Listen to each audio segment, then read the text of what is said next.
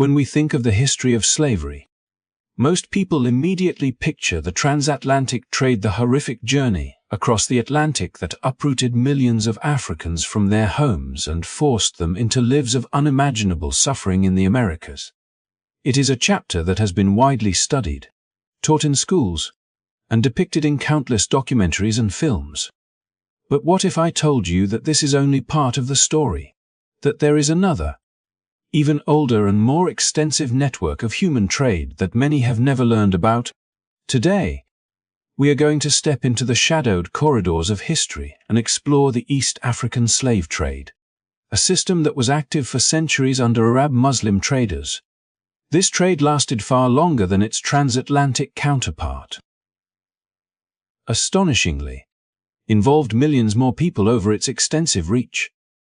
The East African slave trade began as early as the late 8th century and continued well into the 19th century, stretching across the vast territories of modern-day Tanzania, Kenya, and Mozambique, and reaching the coastal hubs of Zanzibar and the islands of the Indian Ocean. While the West African trade focused on exports across the Atlantic, the East African trade connected the interior of Africa with the Middle East, the Arabian Peninsula, Persia, India, and even the islands of the Indian Ocean. The human stories here are staggering. Women and children captured from villages and forests, marched through harsh terrains, and sold into servitude across oceans and deserts. Estimates suggest that at least 18 million Africans were taken through this network, a number that surpasses the transatlantic figures, and yet remains little known outside specialized historical circles. Within this complex and often brutal system, one man's name became legendary. Tippu Tip. Born in 1832 in Zanzibar as Hamad bin Muhammad bin Juma bin Rajab al-Mujibi, he would grow to be one of the most powerful traders in the region, shaping both commerce and politics in East and Central Africa. And known as the gatherer of wealth, Tippu Tip was a skilled businessman, a shrewd diplomat, and a military strategist.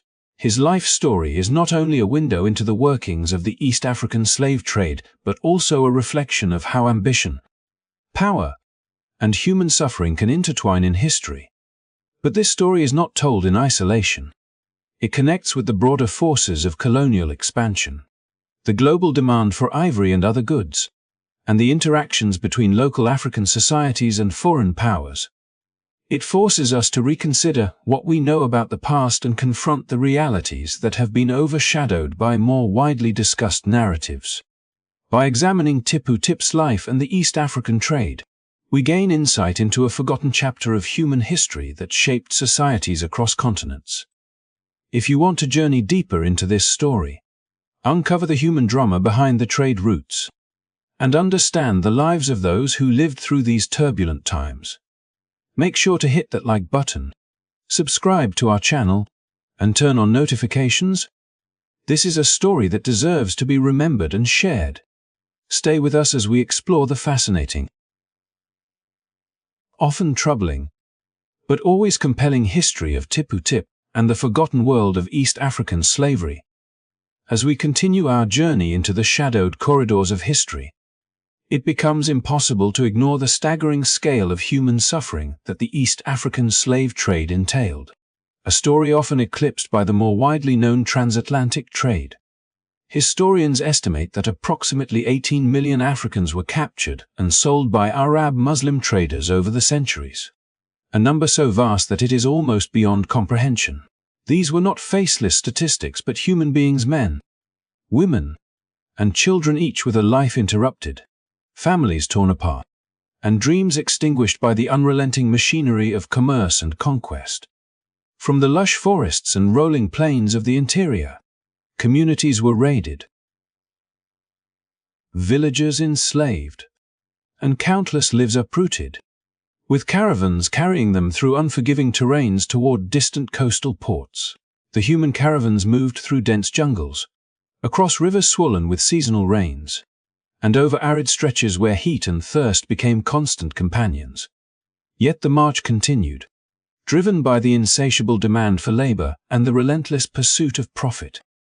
At the center of this sprawling network of trade stood Zanzibar, a bustling port city that became the heartbeat of the East African slave economy. Ships laden not only with ivory, but also with human lives set sail toward Arabia, Persia, the islands of the Indian Ocean, and even the Indian subcontinent. Each voyage carried the hopes, fears, and resilience of those forced aboard, and yet their stories were rarely recorded in the histories written by distant powers. Instead, the focus of global awareness remained fixed on the Atlantic, and while the West African slave trade left indelible marks on the Americas, the East African trade quietly continued its devastating work for centuries, creating ripple effects that would shape entire regions socially, economically, and politically. The magnitude of this trade was such that it not only enriched individual traders but also transformed societies, creating complex networks of alliances, rivalries, and conflicts that left their mark on generations. Among the most infamous figures to emerge from this period was Tippu Tip, whose name resonates in historical memory as both a symbol of wealth and the human cost of ambition. Born in 1832, he was destined to inherit the complex legacy of his family, who had long been involved in trade expeditions that crisscrossed the interior of Central Africa. Tippu Tip's rise to prominence was built upon an unflinching understanding of the region's economic potential, the leverage of strategic alliances, and a keen, often ruthless, sense of opportunity. He moved through this turbulent landscape with the precision of a tactician, orchestrating trade routes that funneled ivory and enslaved people alike toward Zanzibar's thriving markets. His operations extended not just to the coastal trade but deep into the interior, where he coordinated with local leaders and navigated tribal politics, understanding that control over people and goods required both force and diplomacy. The trade itself was brutal, yet highly organized. Slaves were often captured during raids, sometimes with the collusion of local chiefs who participated in exchange for goods, weapons, or protection, and then transported over immense distances. The journey itself became a crucible of endurance and suffering. Many perished along the way due to exhaustion, disease, or harsh treatment, yet the traders pressed onward, driven by the promise of profit and the demands of markets stretching across continents. These voyages, whether over land or by sea, were a testament to the stark realities of human ambition entangled with commerce, illustrating how economic imperatives can override empathy and reshape societies on a massive scale. Tippu Tip's empire, like many of those forged in this era, illustrates the intertwining of trade, politics, and culture. While he was undeniably a figure of immense wealth and influence, commanding armed caravans and establishing plantations, his story also embodies the human cost of an entire system. The enslaved individuals who passed through his hands experienced profound dislocation, with families broken, identities suppressed, and futures stolen. Yet their stories were seldom chronicled in the texts that celebrated trade empires. By acknowledging the scale of the East African slave trade and the lives it affected, we confront the hidden layers of global history, recognizing that wealth and power were built upon suffering, and that the legacy of these networks continues to echo even today in social structures, cultural memories, and regional dynamics. Even as the centuries passed and formal structures of slavery were challenged or abolished, the shadows of the trade lingered. In some regions, practices reminiscent of those earlier systems persisted quietly, hidden from public view, yet influencing societal hierarchies and patterns of labor. This continuity reminds us that history is rarely cleanly divided into chapters of right and wrong. It is messy, layered, and often deeply entangled with human behavior, economics, and the pursuit of power. Tippu Tip's story, then, is not simply the tale of one man, but a window into the vast, often overlooked networks that shaped East Africa, the lives of millions, and the intercontinental connections that defined a historical era. Understanding this history forces us to expand our perspective, to see beyond the familiar narratives of the Atlantic world, and to recognize the scale, complexity, and human dimension of East African slavery. It challenges us to remember that behind the figures, the maps, and the trade routes were millions of lives forever altered. It is a reminder of the resilience of the human spirit, the weight of history, and the imperative to bear witness to stories that have long been hidden in the shadows.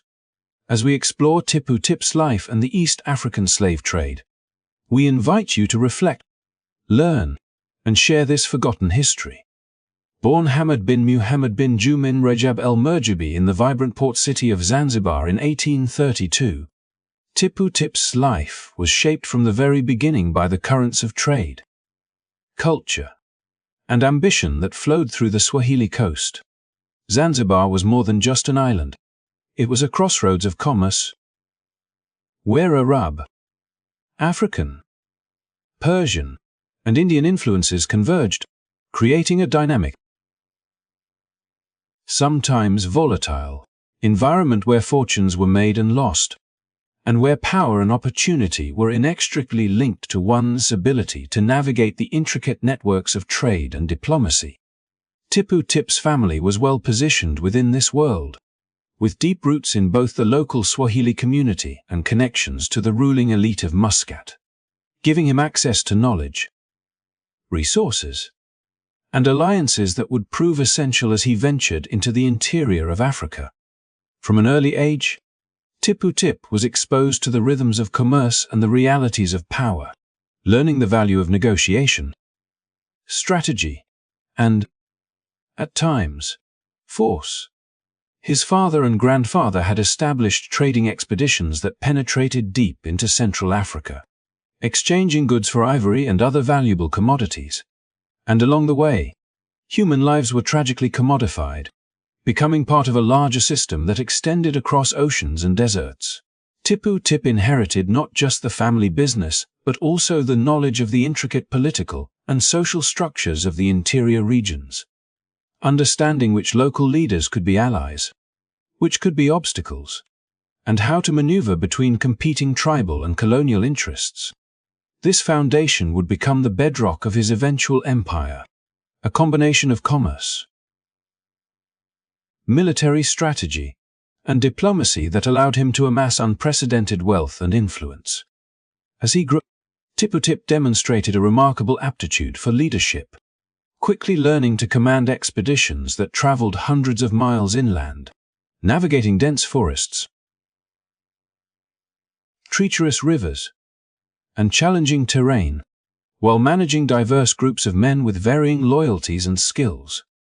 These journeys were not merely about acquiring ivory or trading goods. They were deeply entwined with the capture and sale of enslaved people, a practice that, though abhorrent, was a central component of the economic networks of the region. Tippu Tip's nickname, the Gatherer of Wealth, reflected not only the riches he accumulated but also his ability to bring together people, resources, and information in a way that few could rival. It was a testament to his strategic mind, his understanding of both the human and material landscapes, and his ability to thrive in a world where fortunes could vanish overnight and alliances could shift with the tide of politics. His operations were far from isolated. They were part of a sprawling network that linked the interior of Africa to the coastal ports of Zanzibar and onward to markets across the Middle East, the Arabian Peninsula, Persia, and even the islands of the Indian Ocean. Tippu Tip was not just a trader. He was a master of logistics, coordinating routes that allowed caravans to move ivory and enslaved people efficiently, anticipating potential threats from rival traders, local uprisings, and European colonial interests, and adapting his strategies accordingly. His skill lay in balancing the brutal necessities of the trade with the subtle arts of negotiation, ensuring that he maintained influence over both local chiefs and distant political authorities, positioning himself as an indispensable figure in the region's economic and political landscape. the human dimension of his life and work cannot be ignored. Behind the statistics of the East African slave trade, Tippu Tip's expeditions involved thousands of individuals whose lives were irrevocably altered by the systems he helped operate. Villages were raided, families torn apart, and people forced into journeys that tested the limits of endurance, resilience, and survival. Tippu Tip's story, therefore, is inseparable from these narratives, a reminder that the grandeur of wealth and influence was built upon the suffering of countless others, a reality that complicates any simplistic reading of history. Yet, it is precisely this complexity that makes his life so compelling for those who seek to understand the interplay between power, commerce, and human agency in historical contexts. As he expanded his reach, Tippu Tip also engaged with European explorers and colonial authorities, navigating the shifting dynamics of the late 19th century, when European powers were increasingly asserting control over African territories. He assisted figures such as Henry Morton Stanley, guiding expeditions into the heart of the continent, and participated in negotiations with Belgian and other colonial administrators, balancing his own interests with the growing influence of foreign powers. This aspect of his life underscores the dual nature of his role, simultaneously a local power broker and a participant in a global network of trade and politics, capable of leveraging his knowledge and connections to maintain autonomy while engaging with forces far larger than himself. Ultimately, Tippu Tip's life was a testament to ambition, adaptability, and strategic insight, set against the backdrop of one of history's most extensive and tragic networks of human commerce. He retired to Zanzibar in ill health, leaving a legacy that is both remarkable and morally complex, and penned an autobiography in Bantu Swahili, offering a first-hand account of his experiences that would later be translated and published in Europe. Through his story, we gain insight into the mechanisms of power, the interconnection of local and global trade, and the ways in which individual ambition can intersect with broader historical forces. Tippu Tip's life invites us to reflect on the interplay of wealth, influence, and human cost, challenging us to engage with history not only through the lens of accomplishments, but also through the profound consequences of human actions across generations. By exploring Tippu Tip's journey, we not only uncover a forgotten chapter of African and global history, but also confront the realities of a world where commerce and cruelty were often inseparable, and where the legacies of such figures continue to shape the social and cultural landscapes of the regions they touched. Tippu Tip's heritage was a tapestry woven from the rich cultural threads of both Muscat Arab and coastal Swahili ancestry, a lineage that uniquely positioned him at the intersection of trade, politics, and social influence in East Africa. His mother, hailing from the elite circles of Muscat, carried with her the traditions, networks, and status of a ruling Arab class, while his father's family embodied the Swahili coastal culture, steeped in maritime commerce, local governance, and connections that extended along the Indian Ocean trading routes. This dual heritage afforded Tippu Tip a perspective that was both expansive and nuanced, enabling him to navigate the complex and often perilous landscapes of both interior Africa and the coastal city-states with remarkable agility. In a world where lineage and affiliation could determine one's access to power and resources, Tippu Tip's family background was a strategic asset, giving him the credibility and legitimacy needed to operate across diverse communities with confidence and authority. From a young age, Tippu Tip was immersed in the rhythms of commerce and the practicalities of long-distance trade. His family routinely organized expeditions into Central Africa, ventures that were ambitious, dangerous, and highly profitable. These journeys required not only logistical skill, but also deep cultural knowledge, as interactions with local chiefs, tribes, and communities were essential for the success of their enterprises. Caravans would move through dense forests, across rivers and savannas,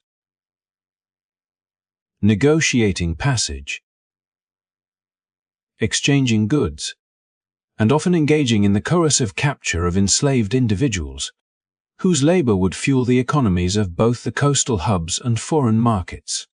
The trade in ivory was particularly lucrative, with tusks transported from the interior to ports like Zanzibar, where they were sold to merchants from Arabia, Persia, and beyond. Tippu Tip learned early on that commerce was inseparable from strategy and force, that the accumulation of wealth required both diplomacy and a willingness to confront the moral ambiguities that underpinned his world. The family's operations extended far beyond simple trade. They were part of a sophisticated network that blended economic opportunity with political influence. Tippu Tip observed and participated in negotiations that could determine the balance of power in entire regions. Understanding that control over trade routes, alliances with local leaders, and knowledge of tribal dynamics were as crucial as the ivory or goods being transported. Each expedition was a lesson in leadership, a chance to understand the motivations of different groups, and a testing ground for strategies that would later define his own ventures as an adult. Tippu Tip's upbringing instilled in him an acute awareness of both the potential for gain and the constant presence of risk, shaping a mind capable of long-term planning, rapid adaptation, and careful cultivation of loyalty among his followers. Central to the family's success was their ability to integrate and respect, to a degree, the cultural norms and expectations of the various peoples they encountered.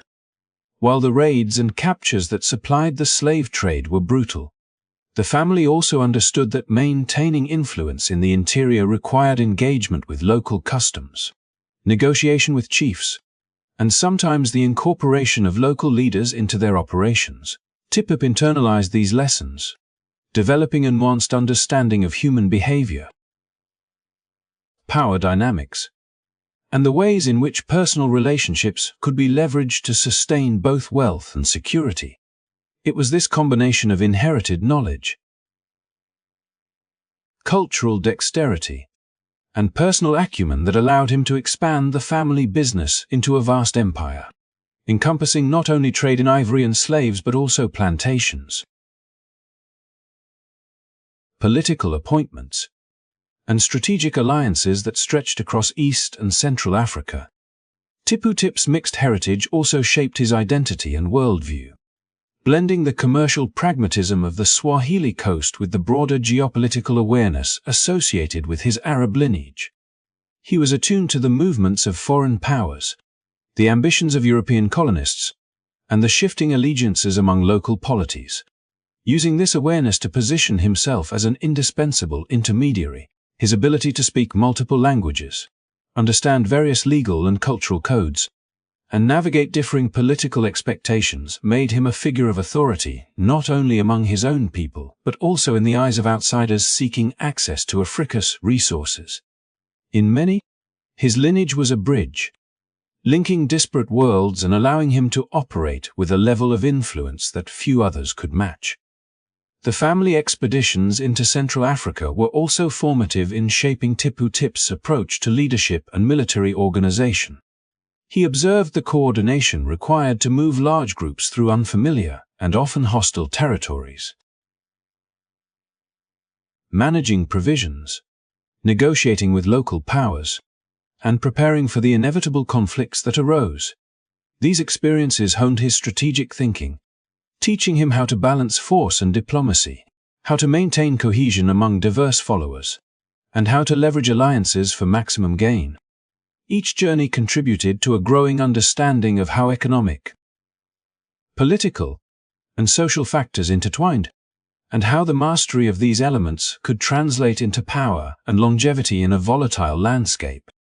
Through this lens, Tippu Tip's mixed Muscat Arab and Swahili ancestry was not merely a matter of personal identity. It was a foundation upon which he built his capacity to influence, negotiate, and command.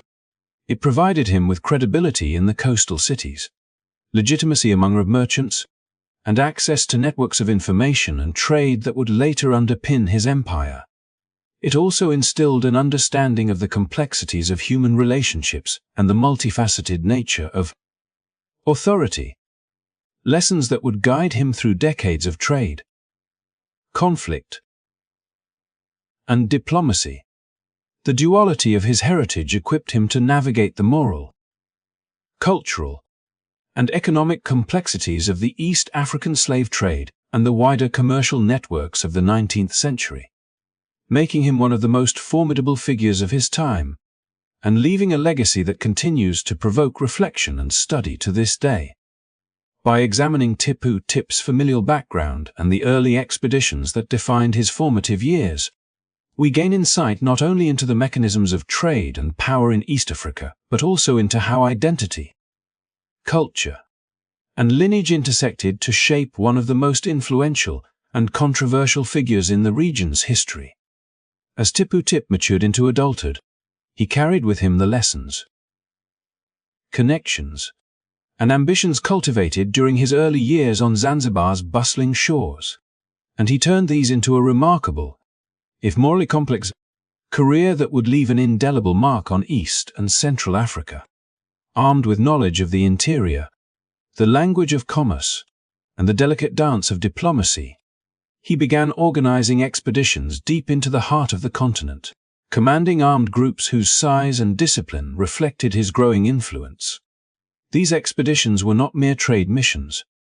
They were calculated ventures into territories where authority was contested, resources were abundant, and survival depended on a blend of strategy, courage, and often ruthless pragmatism. Tippu Tip moved through rivers, forests, and savannas with a keen understanding of terrain and human behavior, orchestrating operations that combined negotiation with local leaders, intelligence gathering, and, when necessary, military force to achieve his objectives.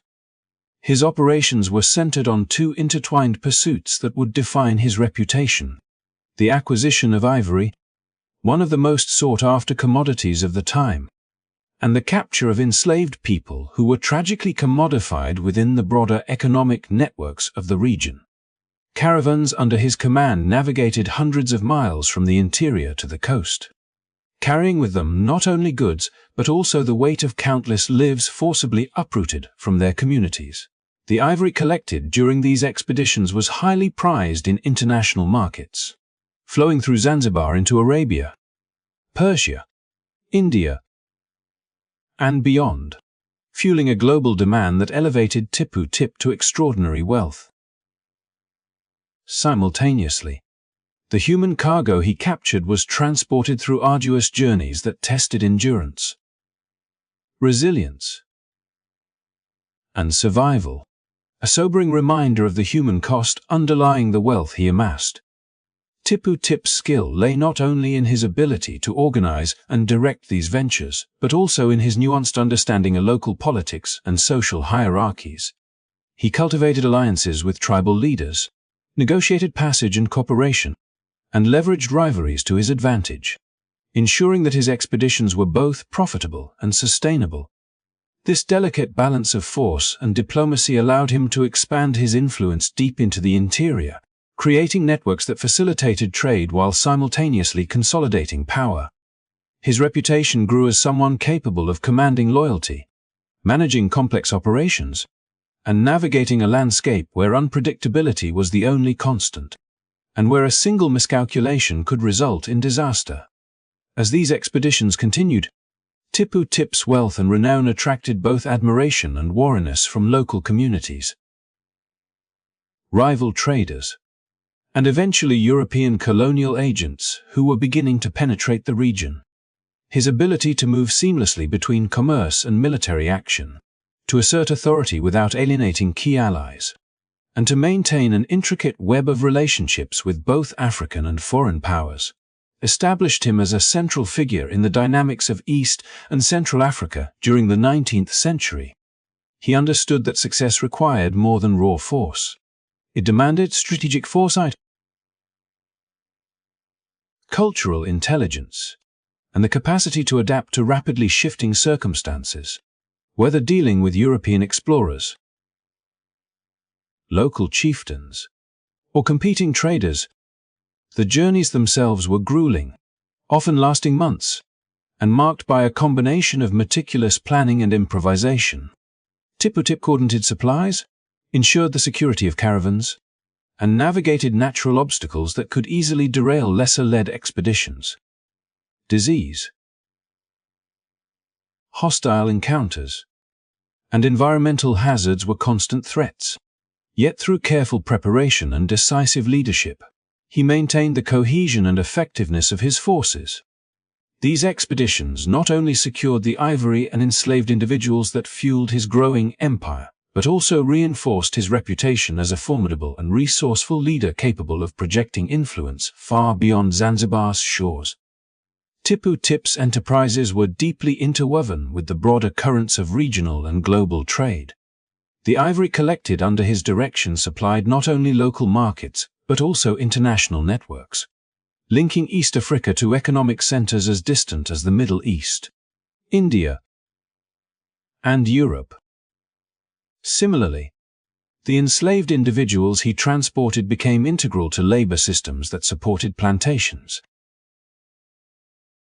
infrastructure projects, and colonial enterprises, illustrating the complex interplay of commerce, politics, and human exploitation that characterized the era.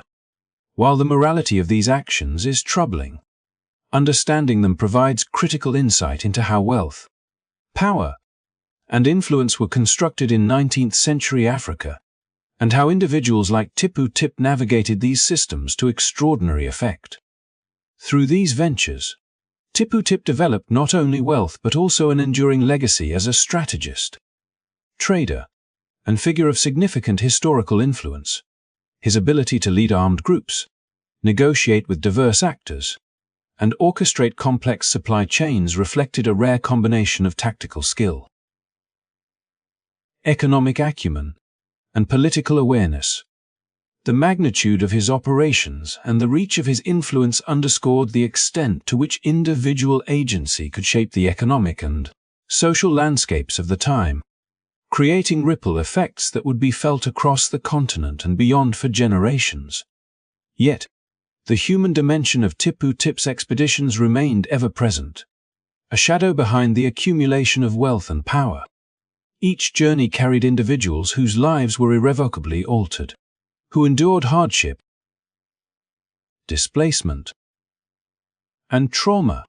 These human stories, often silenced in historical accounts, are inseparable from the narrative of Tippu Tip's rise and provide a sobering counterpoint to his achievements. By examining the breadth and consequences of his expeditions, we gain a more comprehensive understanding of the era, recognizing that history's grand narratives are built not only on ambition and innovation, but also on the profound costs imposed upon human lives. In the end, Tippu Tip's leadership of armed expeditions into Central Africa, his acquisition of ivory and enslaved individuals, and the wealth and reputation he built from these ventures reveal a figure whose life was intertwined with the triumphs and tragedies of his time. His story offers a window into the complexity of power, commerce, and human experience in 19th-century East and Central Africa, highlighting the interplay of opportunity, strategy, and ethical ambiguity that shaped an era and continues to provoke reflection and study to this day.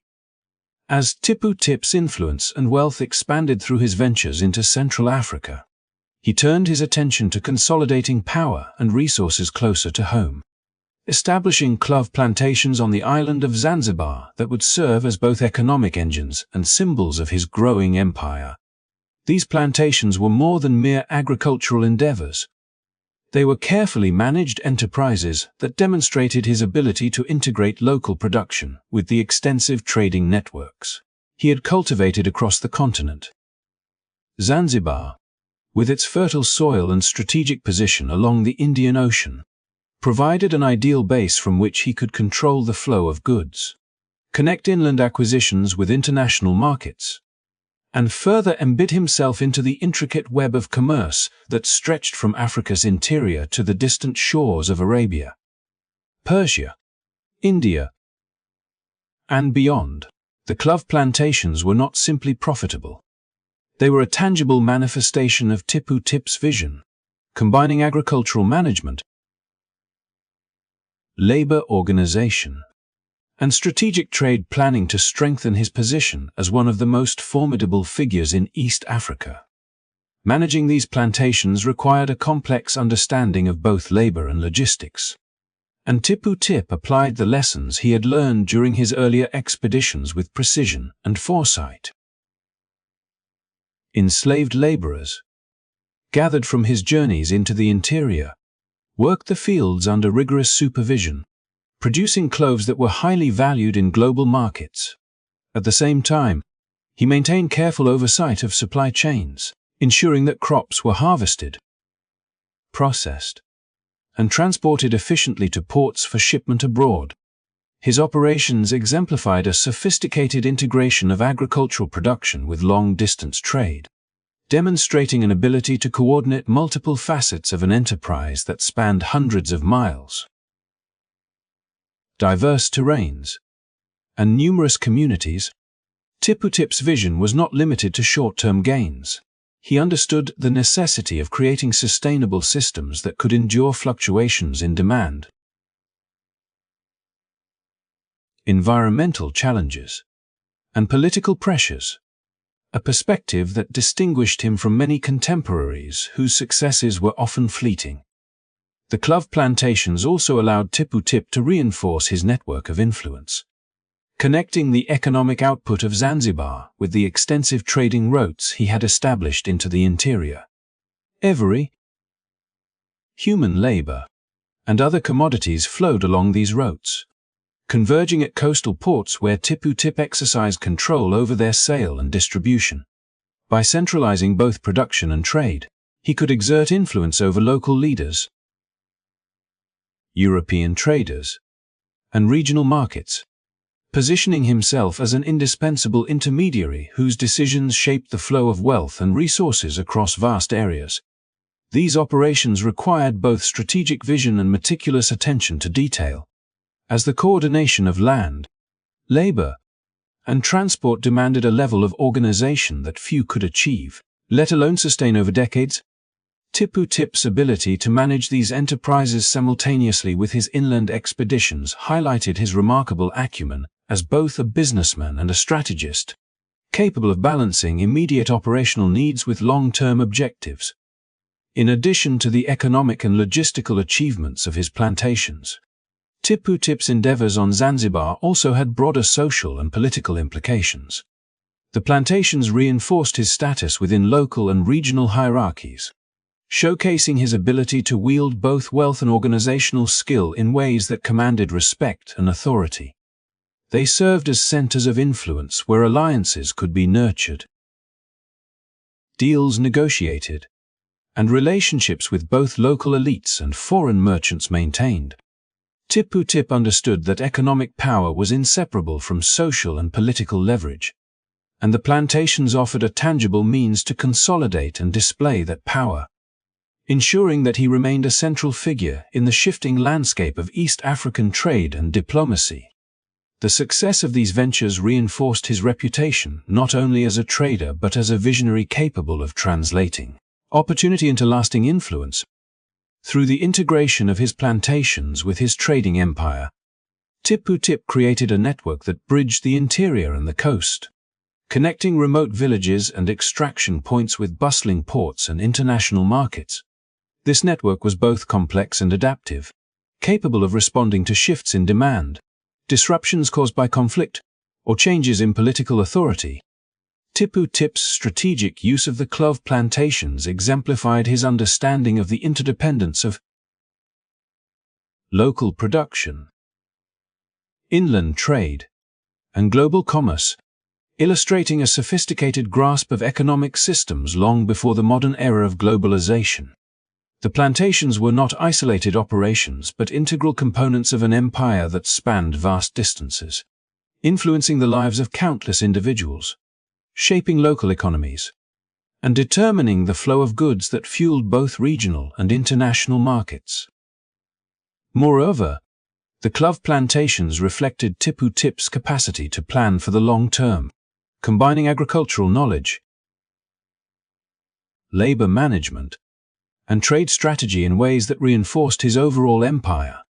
He recognized the importance of maintaining stability at home even as he extended his influence inland, understanding that the coordination of production, transport, and market access required a foundation of secure, well-managed operations at Zanzibar. By establishing these plantations, Tippu Tip created not only economic assets but also logistical hubs that supported his caravans, provided a base for negotiation and diplomacy, and ensured that the flow of goods and wealth continued uninterrupted despite the challenges of terrain, distance, and political instability.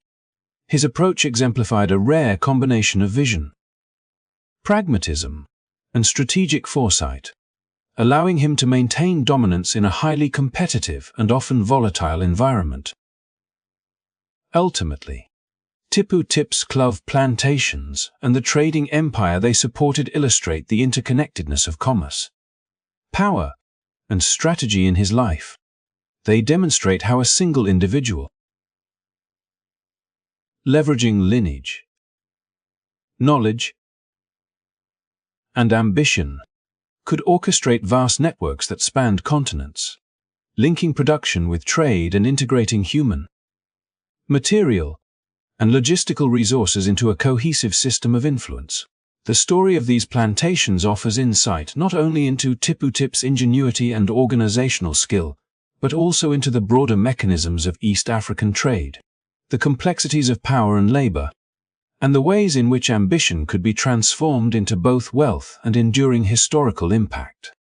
By examining these elements together, we gain a fuller understanding of Tippu Tip's remarkable, multifaceted legacy, one that was built upon the interplay of commerce, strategy, and human endeavor across both land and sea. As the 19th century progressed and European powers intensified their scramble for Africa, Tippu Tip demonstrated a keen awareness of the shifting political landscape and positioned himself to take advantage of these emerging opportunities, navigating the complex interplay between local authority, coastal influence, and foreign colonial ambitions with remarkable dexterity. During the Berlin Conference of 1884-1885, when European nations gathered to formalize their claims to African territories, Tippu Tip acted decisively to assert Zanzibar's interests in the Eastern Congo, recognizing both the strategic value of the region and the necessity of securing a formal claim before the Europeans could monopolize access to its wealth and resources. This move was not merely symbolic. It allowed him to establish a foothold in a region rich in ivory, human labor, and other commodities, providing Zanzibar and by extension, himself with leverage in dealings with the increasingly encroaching colonial powers. By claiming Eastern Congo, Tippu Tip ensured that his trading empire was protected, at least nominally, under the authority of the Sultanate of Zanzibar, creating a political shield that enhanced his capacity to operate in a rapidly changing environment. Maintaining this claim required more than ceremonial recognition. It demanded careful and ongoing diplomacy with European powers who were simultaneously rivals, potential clients, and threats to his enterprises. Tippu Tip cultivated and sustained relations with Belgian, British, Portuguese, and German colonists, skillfully negotiating agreements and managing alliances in a manner that preserved both his autonomy and the profitability of his ventures. He understood that success depended on balancing cooperation with European interests and the assertion of his own authority, ensuring that he remained indispensable to both the Sultanate and foreign traders. His diplomatic acumen allowed him to navigate complex negotiations, secure favorable arrangements for the movement of goods and labor, and prevent direct confrontation that could jeopardize his holdings or disrupt the delicate networks he had built over decades. By positioning himself as a reliable intermediary and a stabilizing force in a region of competing interests, Tippu Tip enhanced his prestige and safeguarded his empire from the immediate threat of European interference. Tippu Tip's presence in Eastern Congo also intersected with the larger dynamics of local power and resistance. where alliances with indigenous leaders were as critical as relationships with foreign colonists. He recognized that the interior of the Congo was a mosaic of communities, each with its own hierarchies, loyalties, and expectations, and he leveraged his knowledge, reputation, and personal connections to negotiate access, labor, and resources. Armed expeditions, strategic marriages, and calculated gestures of influence ensured that local leaders saw cooperation with him as both beneficial and necessary, even as they maintained a wary awareness of his growing power. By intertwining the interests of Zanzibar, local chiefs, and European colonists, Tippu Tip created a network of interdependent relationships that allowed him to operate with considerable latitude, expanding his commercial and political reach across a region that was both geographically vast and politically fragmented. During this period, Tippu Tip's dual role as a trader and diplomat became increasingly evident. His ability to navigate negotiations with European powers required not only cultural fluency and knowledge of international trade, but also an understanding of the shifting expectations imposed by colonial authorities. Belgian, British, Portuguese, and German officials were not uniform in their objectives or strategies, and Tippu Tip adapted his approach to each, offering cooperation where advantageous and asserting autonomy where necessary. By carefully managing these relationships, he ensured that his claims to Eastern Congo were recognized in practice, even as the European powers sought to formalize their own authority. This intricate balancing act underscored his strategic intelligence, as he was able to maintain Zanzibar's interests while simultaneously safeguarding his personal wealth and influence. The Eastern Congo, under Tippu Tip's claim, became a hub through which his broader commercial empire flowed, linking the interior's abundant resources with the coastal ports he controlled in Zanzibar.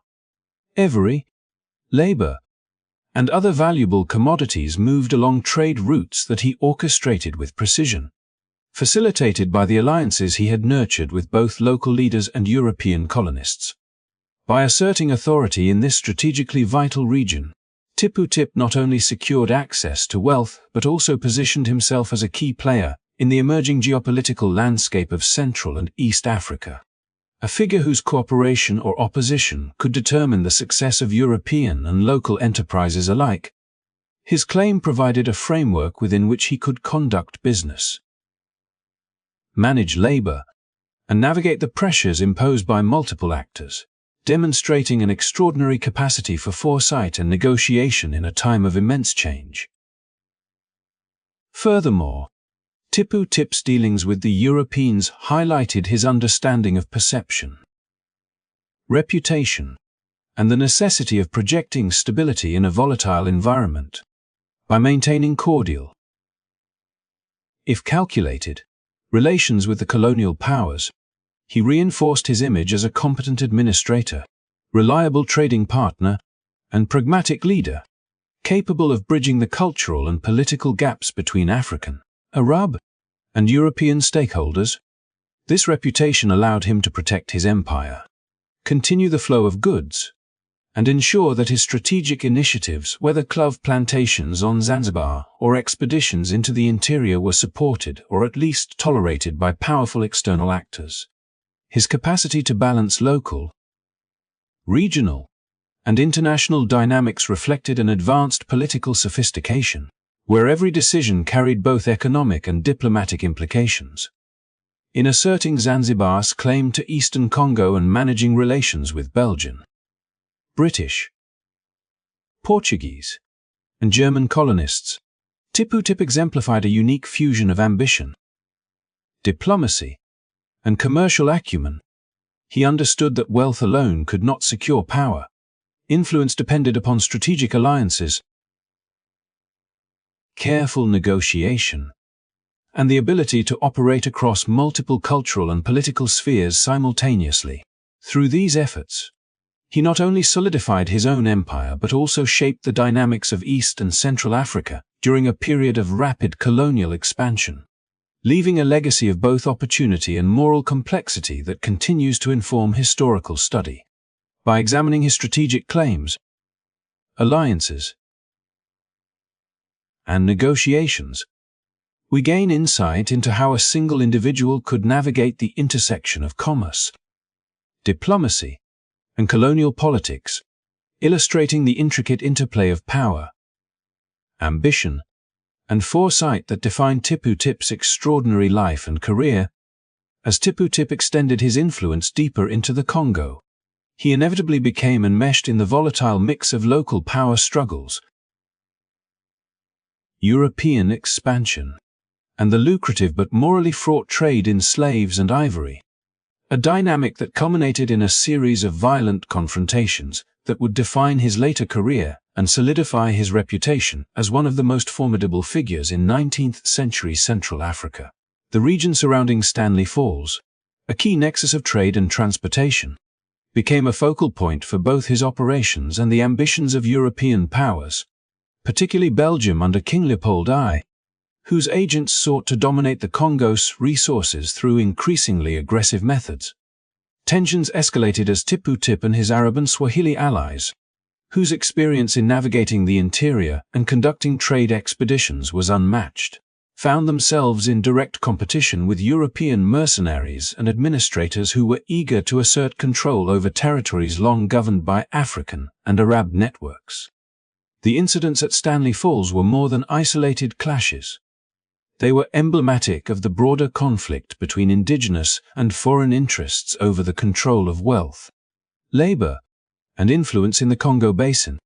Tippu Tip's forces, organized with precision and backed by years of experience in both diplomacy and armed expeditions, defended trading posts, enforced territorial claims, and sought to secure the flow of ivory and enslaved individuals along established routes.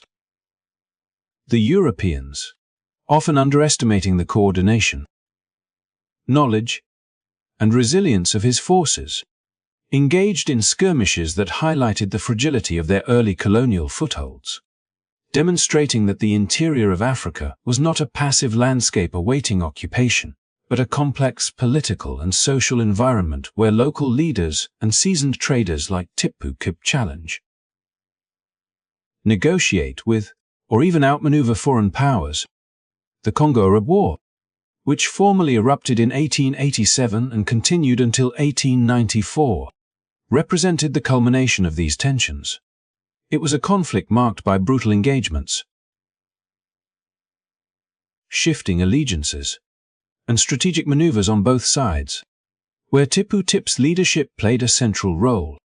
He coordinated the movements of Arab and Swahili forces, integrating knowledge of terrain, river systems, and local communities into the tactical planning of campaigns that sought to protect established trade networks and maintain authority over contested areas. The war itself was a mixture of siege warfare, raiding expeditions, and diplomatic bargaining, reflecting the complex reality of a region where economic motives, political ambition, and survival intersected in often unpredictable ways. Tippu Tip's command was characterized by a combination of logistical expertise and personal charisma, which allowed him to maintain the loyalty of his followers and manage a sprawling operation that spanned hundreds of miles across some of Africa's most challenging landscapes. Competing with European forces over slaves and ivory required not only military acumen, but also the careful management of relationships with local leaders, tribal groups, and rival traders. Tippu Tip leveraged long-standing alliances and negotiated with chiefs to secure access to labor and resources, often mediating disputes and employing a combination of coercion and incentive to maintain control. These interactions illustrate the dual nature of his role as both a trader and a power broker, operating within a system where the lines between commerce, diplomacy, and warfare were often blurred. The war brought him into direct contact with Belgian officers, British traders, and other European agents, who frequently miscalculated the complexity of the local networks he commanded and the degree to which he could mobilize human and material resources in response to threats. Tippu Tip's strategic thinking allowed him to navigate this competitive environment, balancing defense of his territories with opportunistic expansion, and ensuring that his interests remained protected even as European influence grew in the region. The consequences of the Congo-Arab War were profound, reshaping the political and economic landscape of the Eastern Congo while reinforcing Tippu Tip's prominence in both local and international eyes, although the war ultimately involved significant casualties, disruption, and suffering. It demonstrated the extent to which an individual with vision, experience, and strategic intelligence could influence the course of events in a rapidly changing colonial context. Tippu Tip's ability to maintain operational cohesion, coordinate complex expeditions, and manage multifaceted alliances underscored the sophisticated nature of his leadership and the enduring impact of his actions on the regional balance of power. Throughout this period, Tippu Tip's engagement in Stanley Falls incidents and the broader Congo-Arab War also highlighted the interplay between economic incentives and military action. Control of Ivory and enslaved labor was central to his operations, and the war became a mechanism through which he could secure and expand access to these critical resources. Caravans moved along established routes, fortified posts held strategic value, and the careful orchestration of armed groups allowed him to protect his interests while simultaneously projecting authority over vast territories. Tippu Tip's role in these conflicts was emblematic of a broader historical reality in which trade, diplomacy, and warfare were inseparable components of empire building, requiring both foresight and adaptability in the face of unpredictable circumstances. Moreover, his involvement in these conflicts underscored the ethical complexity of his legacy. While his leadership and organizational skills were exceptional, they were exercised within a system that commodified human life, and the consequences of his campaigns were borne by countless individuals whose experiences were often marginalized in historical accounts. Recognizing the human cost of these operations provides a more nuanced understanding of the era, highlighting the tension between personal ambition, economic opportunity, and the profound ethical challenges inherent in the transcontinental trade networks of the 19th century. In reflecting on Tippu Tip's involvement in the Stanley Falls incidents and the Congo-Arab War, it becomes clear that his life was defined by the convergence of strategy, commerce, and confrontation. His ability to navigate the complex and often hostile environment of the Eastern Congo, manage rivalries with European forces, and protect his trade networks illustrates a rare combination of tactical intelligence, resourcefulness, and adaptability. By examining these episodes, we gain insight not only into the man himself but also into the broader dynamics of power, trade, and human interaction in a period of dramatic transformation in Central and East Africa, revealing a story of ambition, conflict, and enduring historical significance. As Tippu Tip's empire expanded across Central and East Africa, his interactions with European colonial powers became increasingly complex, particularly with Belgium under King Leopold I, whose ambitions in the Congo threatened to disrupt established trade networks and local authority structures, yet also presented opportunities for profit and strategic advantage. Tippu Tip, ever aware of the delicate balance between resistance and collaboration, navigated these colonial dynamics with a combination of pragmatism and foresight, recognizing that maintaining influence required both negotiation and leverage. Among the most consequential aspects of his dealings with the Belgians was the provision of enslaved labor to work on the burgeoning rubber plantations that were rapidly transforming the economic landscape of the Congo. These plantations, central to Leopold's extraction of immense wealth, relied on the systematic use of coarse labor, and Tippu Tip's ability to supply experienced, organized, and strategically positioned workers made him a crucial intermediary in a system that was both lucrative and morally fraught. positioning him as a key figure whose actions shaped the contours of colonial exploitation in the region. The supply of enslaved labor was not a simple transactional relationship, but a complex operation that required Tippu Tip to coordinate resources across vast distances, integrating knowledge of geography, river systems, local communities, and tribal alliances to ensure a steady flow of labor to European plantations. He employed trusted subordinates and aligned local chiefs to oversee recruitment, transport, and management of workers, demonstrating a sophisticated grasp of logistics and organizational hierarchy. Tippu Tip's ability to orchestrate these movements reflected not only his mastery of regional trade networks, but also a deep understanding of the political and economic incentives that govern both African societies and colonial administrations. His dealings with the Belgians required careful negotiation, balancing the demands of European authorities with the interests of his own allies and the practical realities of operating in a contested and often unpredictable landscape. Tippu Tip's engagement with the rubber economy highlighted the intersection of commerce and colonial politics, while his primary motivation was the expansion of wealth and influence. He was acutely aware that any misstep in dealing with European powers could jeopardize his position, particularly in a context where the presence of Belgian officials and mercenary forces could quickly escalate into conflict. By supplying labor to the plantations, he reinforced his indispensability to the colonial project, creating a form of leverage that allowed him to protect his own territories and maintain a measure of autonomy despite the growing encroachment of foreign authority. At the same time, his involvement exposed him to the moral and ethical complexities inherent in a system that commodified human beings on a massive scale, revealing the tension between ambition, survival, and the harsh realities of colonial exploitation. The operational complexity of supplying enslaved labor to Belgian plantations required Tippu Tip to exercise both strategic foresight and adaptability, as he navigated an environment characterized by shifting alliances, local resistance, and European administrative pressures. He coordinated caravans across treacherous terrain, managed the logistical challenges of provisioning and sustaining large groups of laborers, and ensured that deliveries aligned with the expectations of colonial authorities. This intricate network demanded an exceptional degree of planning and the ability to respond quickly to disruptions, whether caused by environmental obstacles, local uprisings, or competing traders.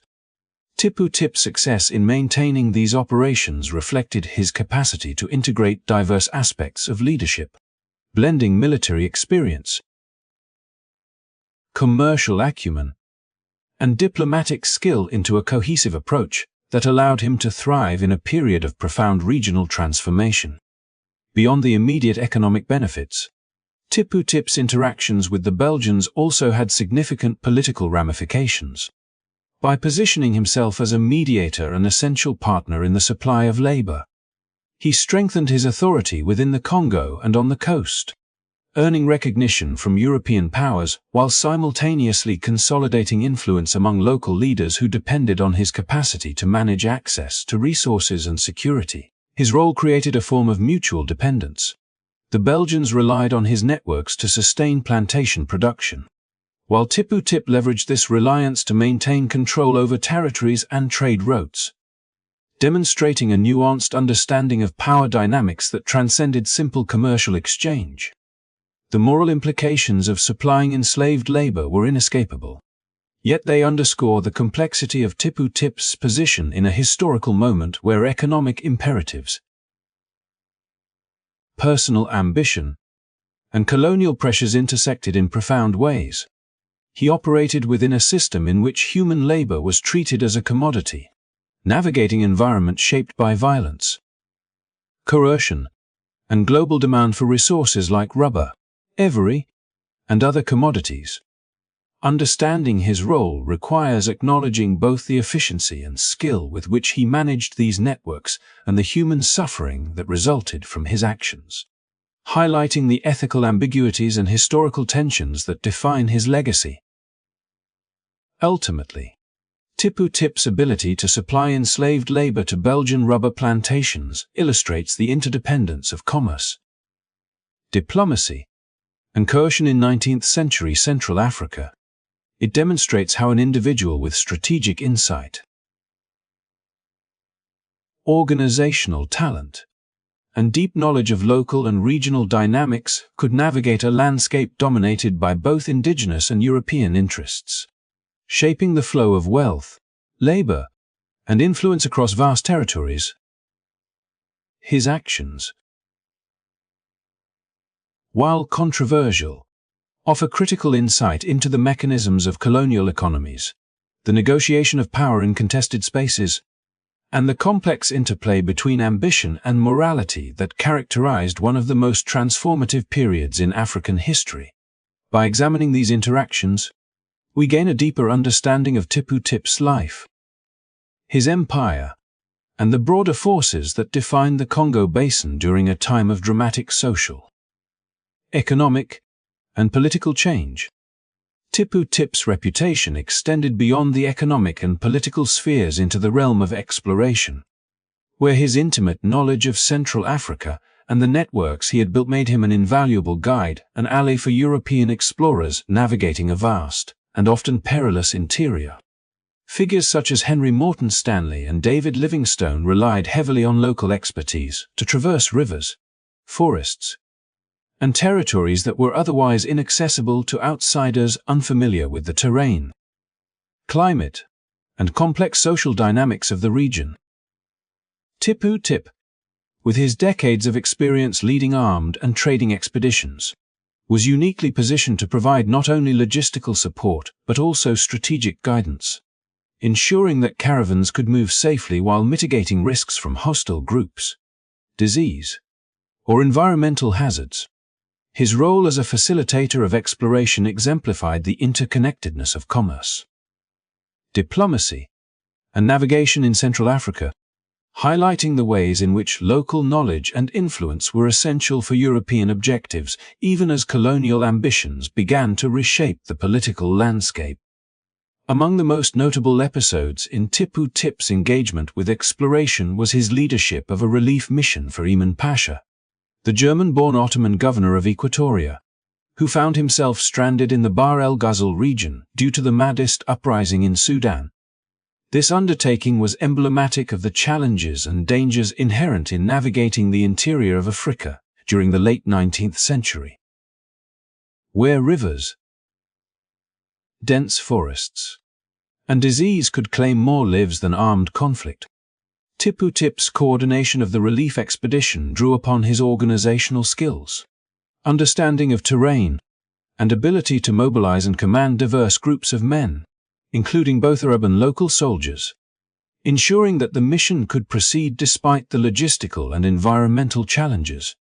He charted routes along rivers and established supply points, leveraging relationships with local leaders to gain temporary safe passage and necessary provisions, demonstrating a remarkable capacity to integrate strategy, diplomacy, and operational planning under conditions of extreme uncertainty.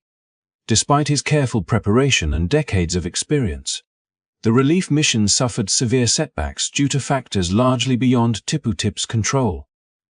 Disease, a constant and deadly companion on expeditions in the Congo Basin, claimed a significant portion of his forces, weakening their ability to respond to threats and maintain momentum. Additionally, attacks from local communities, who were often resistant to the movement of armed caravans or suspicious of foreign involvement, further depleted the expedition's resources and morale. These challenges underscore the unpredictability of African interior expeditions during this period and highlight the limits of even the most skilled leaders when faced with the combination of environmental hazards, political complexity, and human resistance. Tippu Tip's experience in this mission illustrates the delicate balance between authority and adaptability, where success required not only careful planning but also the capacity to respond dynamically to evolving circumstances. Tippu Tip's assistance to explorers like Stanley and Livingstone was equally significant, reflecting his role as a bridge between European ambitions and the realities of African geography and society. European explorers, often operating under tight timelines and limited understanding of local conditions, depended on his guidance for navigation, negotiation, and conflict avoidance.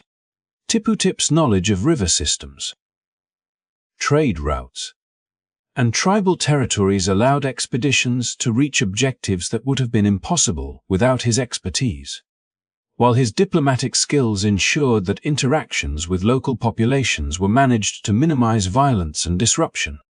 By integrating the priorities of European explorers with the practicalities of local terrain and social dynamics, Tippu Tip facilitated journeys that expanded geographic knowledge, enabled the collection of scientific and ethnographic information, and furthered European economic and political interests in Central Africa.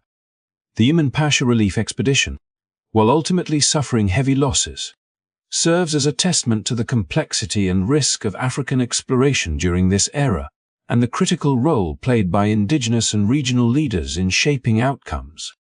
Tippu Tip's leadership in this context demonstrates the intersection of commercial, political, and logistical expertise, illustrating how a figure rooted in local trade networks could operate effectively in what was often portrayed as uncharted wilderness. The mission also highlights the human cost inherent in such undertakings, where disease, exhaustion, and conflict could decimate even well-prepared forces, and where the consequences of miscalculation could ripple across communities and trade networks. Beyond the immediate outcomes, Tippu Tip's collaboration with European explorers reinforced his reputation as a figure capable of managing complex and high-stakes operations, blending military discipline, commercial insight, and diplomatic skill. His ability to facilitate exploration while maintaining the operational integrity of his own trading empire demonstrates a remarkable adaptability, reflecting both a pragmatic understanding of European priorities and a commitment to safeguarding his interests in the face of external pressures. By acting as a guide, negotiator,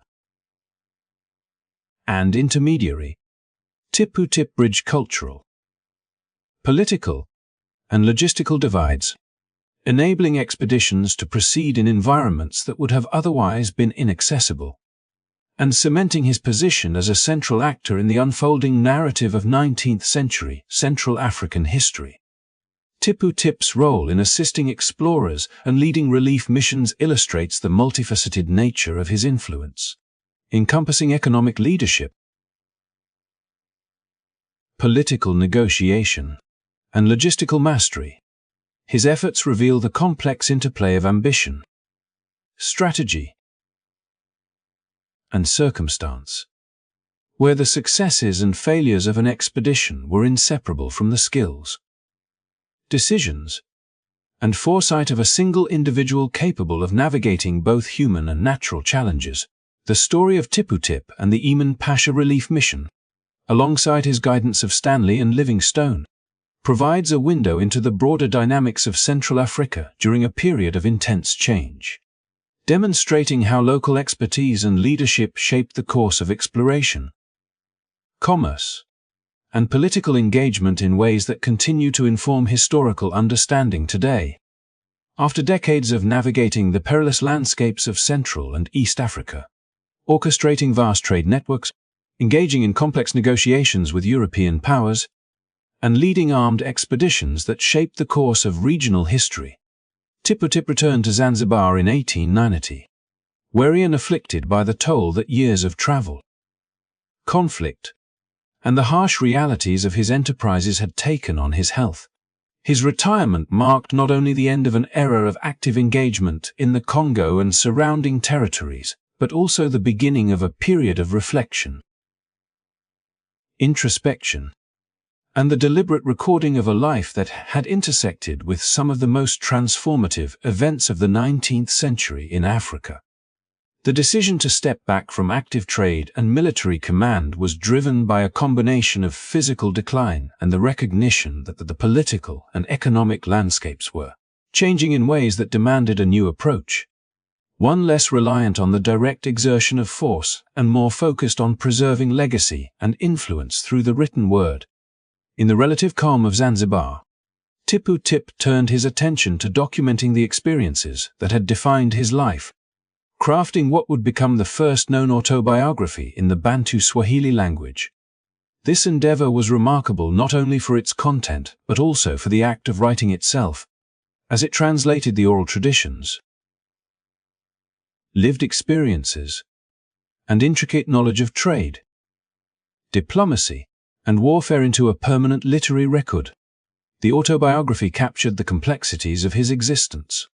The rise from a young man involved in family-led trading expeditions to a commanding figure capable of influencing European colonial ambitions, the delicate navigation of local politics, and the establishment of an extensive network of trade, labor, and alliances that spanned hundreds of miles. It also provided a candid account of his perspective on the ethically fraught aspects of his career, offering insight into the motivations, pressures, and decisions that guided his actions, creating a nuanced portrait of a man who operated at the intersection of commerce, politics, and conflict. The transcription and translation of this work into Roman script by J. Heinrich Broder represented a significant bridge between African and European literary traditions, allowing the insights and experiences of Tippu Tip to reach a broader audience beyond the immediate Swahili-speaking world. Through this process, the autobiography was rendered accessible to scholars, explorers, and the general public, eventually being translated into German and English and published in Britain in 1907.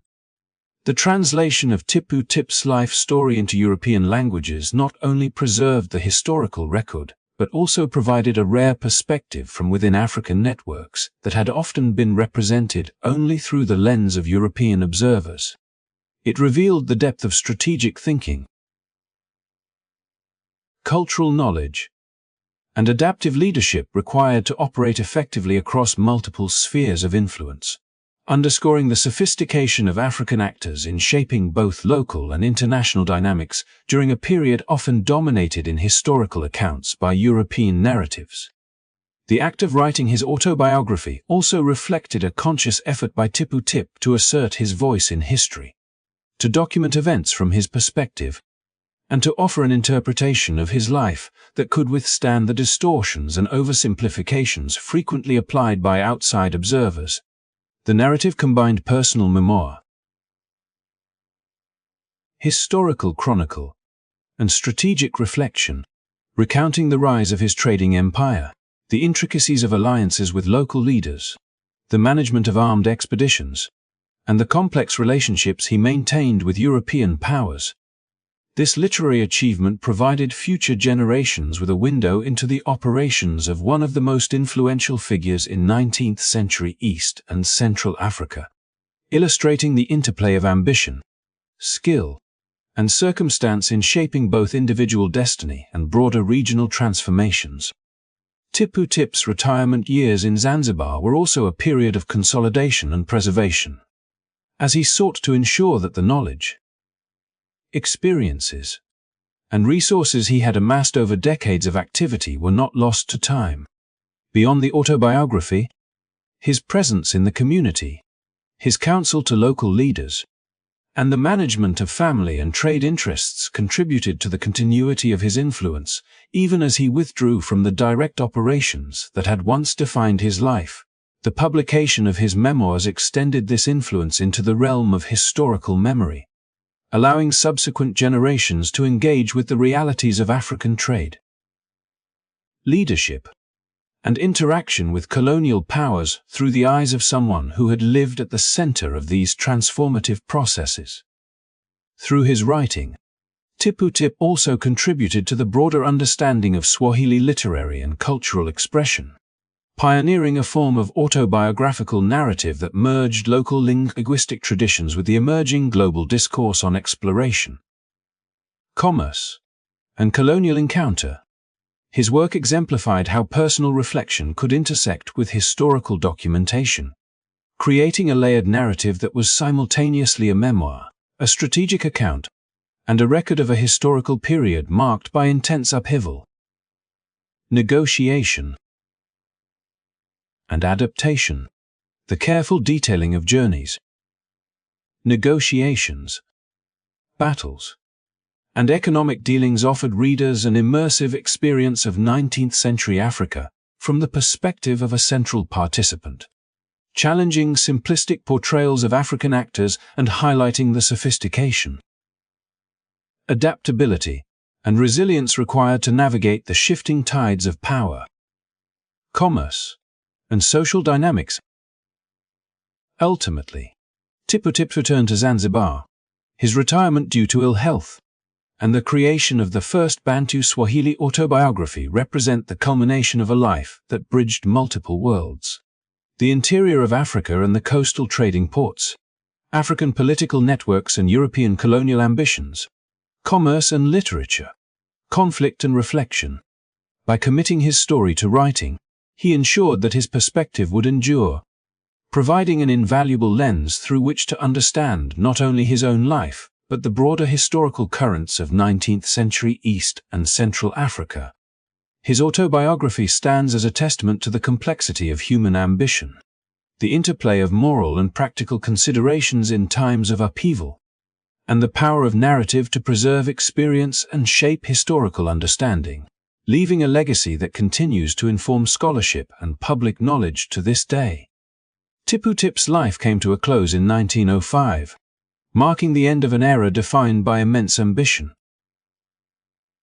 strategic cunning, and a legacy that continues to provoke both fascination and moral reflection.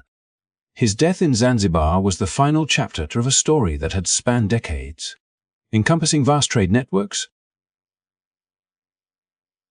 political maneuvering, military campaigns, and direct involvement in the human tragedies of the slave and ivory trades. In many, Tippu Tip embodied the complexities of his time, a figure who combined remarkable business acumen and diplomatic skill with the harsh realities of a trade that exploited countless lives. To historians and the public alike, he remains a paradoxical figure, both a visionary entrepreneur who understood the intricate dynamics of Central and East Africa and a notorious participant in one of history's most devastating systems of human exploitation.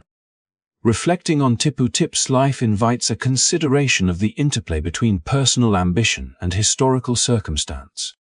He rose from the coastal ports of Zanzibar to command vast swaths of territory in the interior of Africa, navigating the competing interests of local chiefs, Arab traders, and European colonial powers with remarkable skill.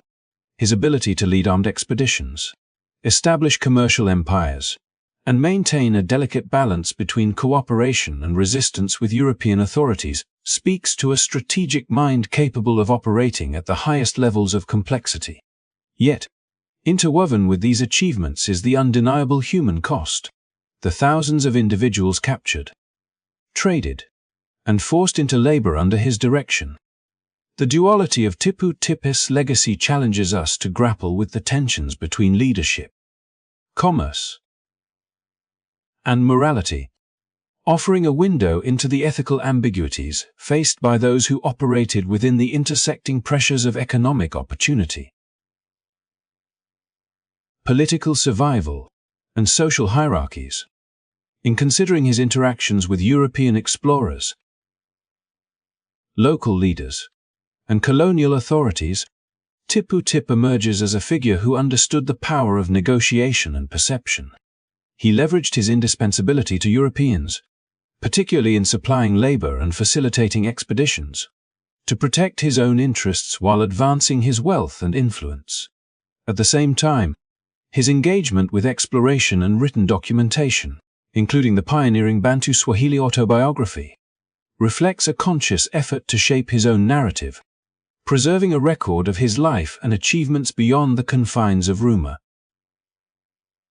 Oral tradition, or European interpretation.